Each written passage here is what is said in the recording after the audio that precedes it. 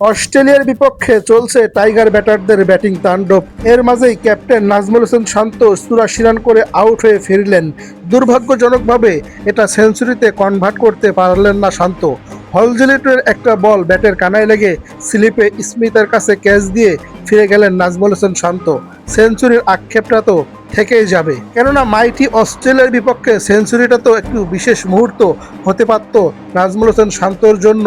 তানজিদ তামিম যেভাবে সেঞ্চুরিটা করেছেন, বাংলাদেশ ক্রিকেট ইতিহাসে নাজমুল হোসেন শান্ত কিন্তু এক অপ্রতিরোধ্য নাম।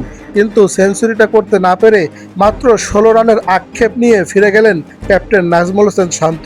তবে ফিরে যাওয়ার আগে অবশ্য ৭টা চার একটা ছক্কায় ১২৬ বলে ৮৪ রানের একটি দুর্দান্ত ইনিংস খেলে বাংলাদেশকে বড় সংগ্রহের পথে নিয়ে গেছেন তিনি। সাম্প্রতিক সময়গুলোতে নাজমুল হোসেন শান্ত টেস্ট ক্রিকেটের অন্যতম ভরসার প্রতীক। তাই তো অস্ট্রেলিয়ার মতো কন্ডিশনে ডারউইনের মারানা স্টেডিয়ামে অস্ট্রেলিয়ার মতো সেরা বোলারদের সামনেও সাবলীল ব্যাটিং করে গেছেন ক্যাপ্টেন নাজমুল। তবে এই রানটা যদি 100-এ কনভার্ট করতে পারতো তাহলে আরও একটু বিশেষ মুহূর্ত হতো। সেঞ্চুরি তো সেঞ্চুরি, ১৬ রানের যে আক্ষেপটা ছিল নাজমুল হোসেন শান্তর সেটা থেকেই যাবে। কিন্তু নাজমুল হোসেন শান্তর এই ব্যাটিংটা অবিশ্বাস্য, অপ্রতিরোধ্য। সামনের দিনগুলোতে আরও সুযোগ থাকবে। আমরা চাই নাজমুল হোসেন শান্ত আগামী ইনিংসে আরেকটা ভালো ইনিংস খেলে দর্শকদের ভালো কিছু উপহার দেবে।